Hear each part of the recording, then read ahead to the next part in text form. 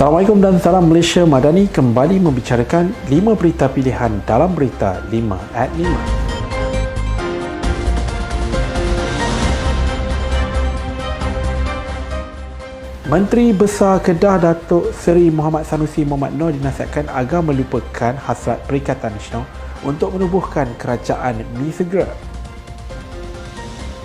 Ahli Majlis Kerja Tertinggi UMNO Datuk Dr. Muhammad Fuad Zakashi berkata, terdapat dakwaan yang menyatakan Ahli Parlimen Bukit Gantang Syed Abu Hussein Hafiz mendedahkan terdapat beberapa Ahli Parlimen PPBN akan berubah sokongan kepada kerajaan perpaduan.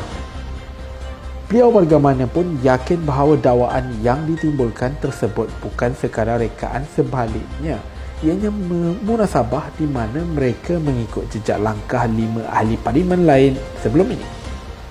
Pada 11 Disember lalu, media melaporkan Ahli Parlimen Bukit Gantang Datuk Syed Abu Hussein Hafiz Syed Abdul Fazal mendakwa terdapat 7 hingga 8 ahli parlimen daripada Perikatan Nasional akan menyatakan sokongan kepada kerajaan perpaduan. Beliau pada 28 November lalu telah mengisytiharkan sokongan kepada Perdana Menteri Datuk Seri Anwar Ibrahim, di mana kesemua ahli parlimen PN itu mewakili kawasan majoriti Melayu. Menteri Besar Kedah Datuk Seri Muhammad Sanusi Mohamad Noor disifatkan sebagai pemimpin yang tidak bertanggungjawab kerana memainkan persepsi kerajaan pusat akan tumbang dalam masa terdekat. Setiausaha Agung UMNO Datuk Dr. Ashraf Wajdi Tusuki berkata beliau tidak menyangka seseorang yang berstatus Menteri Besar sanggup bermain dengan persepsi untuk meraih sokongan politik. Menurutnya, Muhammad Sanusi maklumkan bahawa kononnya Perikatan Nasional sudah mempunyai jumlah akuan bersumpah yang mencukupi untuk menumbangkan kerajaan perpaduan. Sebaliknya, Yang di-Pertuan Agong sudah berkali-kali mentitahkan bahawa baginda tidak akan melayani sebarang persembahan SD untuk menukar kerajaan yang sedia ada. Sementara itu, ahli-ahli Parlimen BN pula terikat dengan kontrak RM100 juta bond yang harus dibayar jika beralih sokongan. Justru beliau menggesa supaya polemik SD ditamatkan kerana ia tidak menguntungkan mana-mana pihak.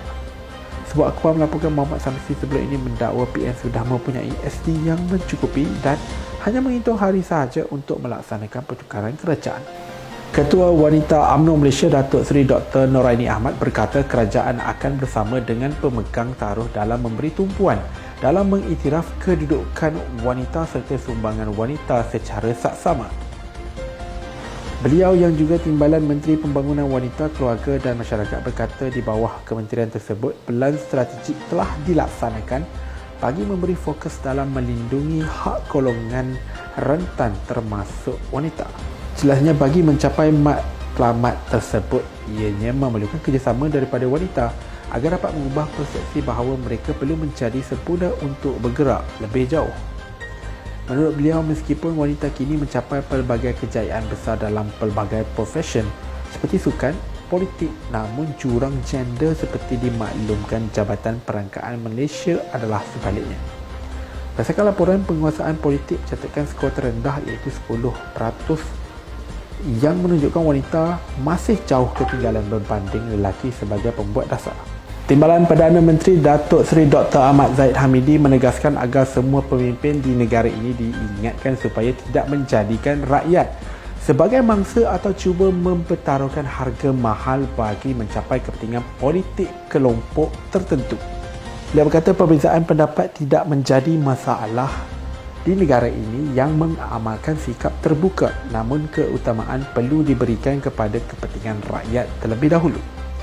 Beliau pada masa yang sama memaklumkan Perdana Menteri Datuk Seri Anwar Ibrahim berusaha keras dalam memastikan politik negara dipertahankan dan kekal stabil agar pertumbuhan ekonomi dan kesejahteraan rakyat terus terpelihara. Tegasnya, pemimpin politik harus berpegang pada janji setelah sesuatu perkara dipersetujui agar sebarang kesepakatan dan persetujuan diperoleh.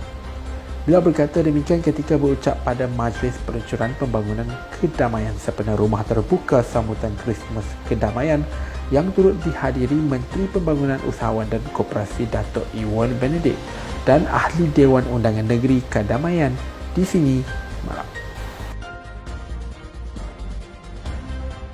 Menteri di Jabatan Perdana Menteri Undang-Undang dan Reformasi Institusi, Datuk Seri Azalina Othman Said berkata Malaysia menyambut baik keputusan Mahkamah Jenayah Madrid yang mendapati penimbang tara Gonzalo Stampa bersalah kerana menghina mahkamah serta dihukum penjara 6 bulan dan menyifatkan sebagai kejayaan penting prinsip kedaulatan undang-undang. Beliau berkata keputusan itu juga akan memelihara kesucian prosiding timbang tara antarabangsa sebagai alternatif kepada penyelesaian pertikaian. Tambahnya, Malaysia juga yakin keputusan bersejarah ini akan menjadi faktor pencegahan kepada tindakan tidak beretika kumpulan penipuan suruh. Menurutnya, kerajaan Malaysia akan terus memastikan bahawa kedaulatan, keselamatan dan kepentingan negara dilindungi pada setiap masa. Terdahulu, Azalina berkata usaha kerajaan Madani dalam menangani dan menghentikan penipuan kumpulan Sulu adalah tidak sia-sia dan kerajaan nekat memperjuangkan kes itu demi menegakkan keadilan serta akan terus berusaha untuk membatalkan award akhir. Sekian daripada saya, Muhammad Syarul Azlan. Jangan lupa temu janji kita Isnin hingga Jumaat jam 5 petang, 5 berita pilihan hanya di Berita 5 at 5. Assalamualaikum dan salam Malaysia Madani.